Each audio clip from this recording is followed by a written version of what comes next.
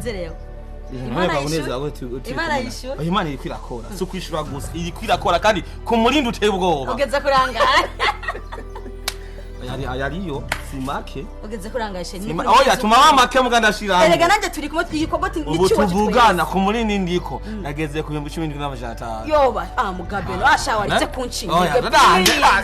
Waretse kunshinyege. Namwe ntimushye. 17,500 kandi umwe kusigaje umwe iminsi ngahe. None sheri muri 17,500 ku munsi ndonka 2 nkemera nkajyamo tuwaza aho sindiko ndi. None uri kurabika inkwano gashisha ngo uca uri kurafina. None urabona ko uri kuje ngomba kurongorwa. Urabona ko nkeneye urugo kwe. Sheri fise ubwoba. Fise ubwoba. Ico Imana yavuze izogikora. 17. Uko kwizera kwawe kurakome? Gukomera gusa. Yo! Ndi ku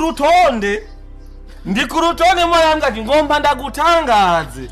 Mu basore bose bo ngaha kuwingare. Urabona ko bandi bose babaze bagenda baragara bakagose gasubira. Ona cheza na Mungu. Cheza na vitu vingine usicheze na Mungu. Urabona ho nyene wewe uvugisha. Mwarimu yaramvugishijweko. Ndumva muri wose uramerereje. Abakristo bose bavuga ati amen amen amen. Makofi ko bwana. Sheri mugana nawe vura mama. Konye ni haraka Imana yaheruka kumbwira. Ngiye kuguha inguvu zigitangaza hazimwe Samson yari afise. Chape nawe kwizera uko ntacyo. Wozo bicabona shaje. Gusa nyine umunezero afite je ntawome. Imana yatwishuye. Mumbi. Imana yabishuye. Yatwishuye. Allo, Mungu ni mwema. Kwa maajabu. Kabisa. Zineke iki? Umunezero. Tegeretse. Zineke umunezero. Ndagati Imana uyu ni jewe ngira nubaki. Uyu ni jewe ugomba utera iteka. Cyagenge ndamasengesha kukara kumwanya wose. Amapima navuga ati Imana none ahurambona. Imana yanyishuye sha. Sangizo umunezero rero. Ikibazo dufite siki si cy'amafaranga. Si cy'inkwano. Imana yavivuye. Mwisi y'imwe. Yashize kotre. Mwisi y'imwe yamaze gushira covid. Yavivuye sha. Igitangaza ndiko ndasenga numva muka w'Imana arambwiye ngo mwana wanje humura ndakuzi mu mazina. Ukirurutoro munda ya mama wawe. Munda kwa nyoko wawe. Ukivuga ati nawe. Yari ikuzi. Ujya ati mawe. Mama. Nukuri. Numvise ndose umutima. Ndavuga ati Imana uri gitangaza, uri gikomangoma. Hajya wibaza ngo iyo ndiko ndagenda abantu babazeho Imana tuvuganira wibaza. Fise aho tuvuganira mu buryo bw'ibanga. Nawe uzaho duteramira cyangwa aho tugorobereza. Umunezero urakomeye. Bambwira ngo barakuroze ngo ntuzokuwaga. Mwe murezi wo buriko mu Rigana cyangwa bavuga ngo barandotse urumva ngo bandabe neza ngo sinkomeye kumbe ntibamenye intambara ngwana nayo none ntibazi impamvu ubu namangura ibibarafu. Imyangenzo imenwa na nyeneyo. Bijye barafu birafasha. Shenga manda kubahisha kuko nza agaciro kiwawe unkuye mu bandi bakobwa bose. Ukabwa ati Alice. Njoo kwangu. Utakataka cyo nitakupa mipa. Ukanoranya muri baba bakobwa bose bwati wewe ni uri marayika wanje. Marayika murenzi. Umutima wanje. Umutima kuradita. Ngomba ndakuba. Umutima uri kuradita kurano majambo uri kurambwira. Kudafise amatsiko mbaza ati niki? Washitse. Reka ntibogenda uko nyene urambwira. Aha nibitse kuko nubumenga novuga mu ndimi. Kwere munizi ayirada gose. Tangura kwati ayilantonili. Imana ifasha gasakoshi ni gapfe. Ngo gave kanga kuguruka. Kibrots. Tuka deblock. Kibrots. Tukaborokorore. Ndi mu masengesho nagiye numva Imana imbwira ati raba hasi. Mbona igitangaza. Sheri narota canke akira. Yajya yose. Akira. Akanaho kuyabikama akira. aya mahera ni menshi. Imana yishuye. Imana yishuye. Dusenge ndavuga ati sheri dusenge nakufashije ukwizera ndi mu masengesho mbona igitangaza cy'Imana ngeze ku maso mpumuye marayika Gabriel ambwira ati raba hasi cyangwa utanawe gasakoshi sheri ntabare wifite mu masengesho ngo Imana iduhanishe umuriro yaye none Imana yatwishuye ngiyo yankwano rero ngiyo yankwano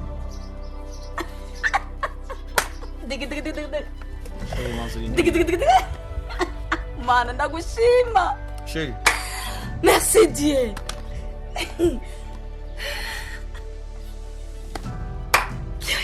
yabonetse sheri je mfata nkande sheri akumunezero ngo mutuma unahinduka mu kuvuga sheri ugomba ndongore nayo wawe sheri ugomba ndongore jewe ndakurongore gute ngaburagayana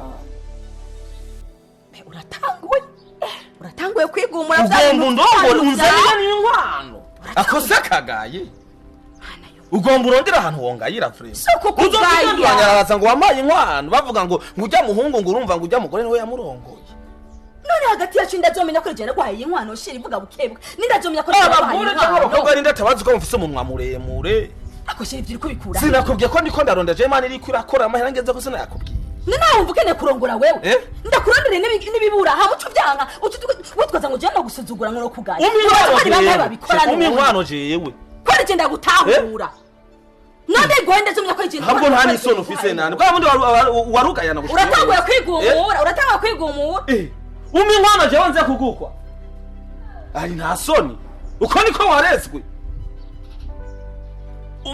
mari maravuye hariya ngo wasenze ngo Imana yakohereze ngo agasakoshi hasi ushunzanira amafaranga nze kugukwa uronka uzongayira utangura kunyogesha ivyombo utangura kumbwira ngo mese uduhuzu twawe two musi no mutwa mu gikiriza ungayira aho nyene uzoca uzova ko ari wampaye inkwano ivyo nuko bikura gashe nuko ko ndiko nzana amafaranga ngo twubake ivyo nuko bikura baramaze kubimenya urabona ko nagusuzugura kwari ngakubwira ngo ngoze vyo none suko bitangura sugufashanya nimba nagwaye inkwano sugufasha suko bitangura none wamiye inkwano nari nayigusavye ubundi ho sinariko ndarondera ko ari wo mutisonera mana yanje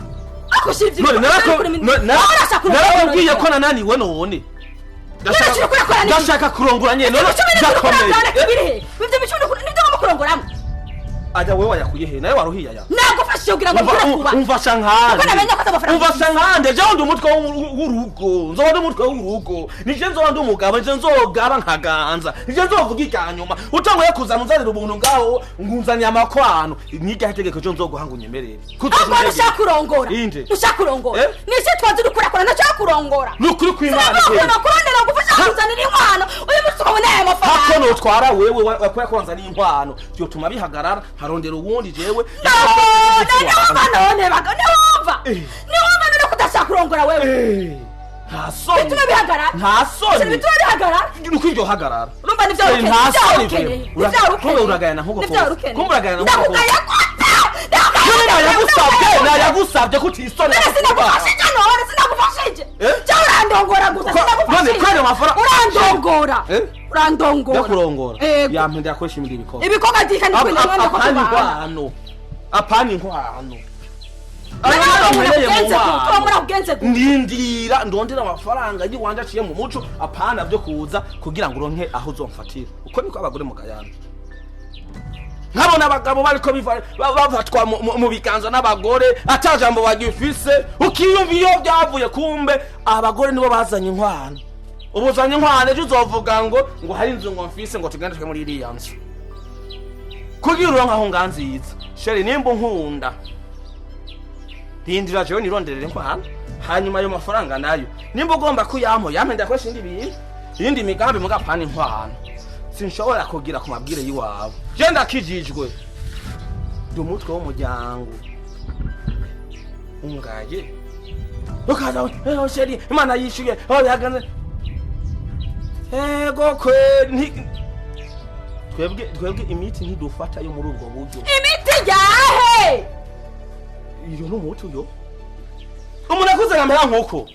none wovuga iki ndakubaze wewe niwe wampaye ino nkwana tehe ndagukoye mbwira irindi jambo nose kugira imbere yawe uri kugira amanyama ngana uko wonye n'amahanase kuyatora iryo ndayatora nawe ntugukira tora subira inyuma subira genda ubandanye ivyo wari uri musenga Imana kujya nyene hanyuma nanje mara nsenga Imana kujya nyene mbandanya nziganye ayo makwano yo nkeneye shira abandi nutemera kundindira jewe ndayakwiza ko nakubwiye muri uno mwaka nyene kakinzira Jesse nshobora kurongorwa muri ubwo buryo ivyo ntibyo baho je nshaka kundongora nk'uko basi reba ibindi bikorwa basi wokora ko nawe si imigambi wase worangura muri aya mafaranga akira byamanze kubuko singeza none wowe ukura nkoresheje amaboko yiwanje zindagutwara biciye mu Burundi kuri mu zindi nguvu apana ngo nyamahera wampaye mbonye imigambi yiwawe ntiwashaka kurongora ndavye imyaka yose tumaranye imyaka 10 uruko murangura ukondeye amafaranga y'inkwano imyaka 5 ku myaka ufise wewe ntabwo amukunda ahubwo nanje ntangajwe n'igihe twari tujanye uno munsi akaba ari wubahutse kugira ngo mufate nabi nk'uko tuzakoma tujana ibihe byose rero nakagaye waruhindiye nari ko habi kwanza mbere Imana ishimwe iranyeretse Imana ukeneye inkwano kwari kuyazi mola asante sana urashumanya gusa iranyeretse uburiwe nari nukuri nari nkubise squatter nagomba ntwari se manzisemerera ngo ndiriye mu nzu yo ni washaka kubaka mugabo kirurumbe gusa jana rero wowe nawe ushira abandi bagomba kubaka sawa ugomba ugira ngo baraya ugomba uzokwifatisha muzi igitanda uvuze ingoma ngo urabuvise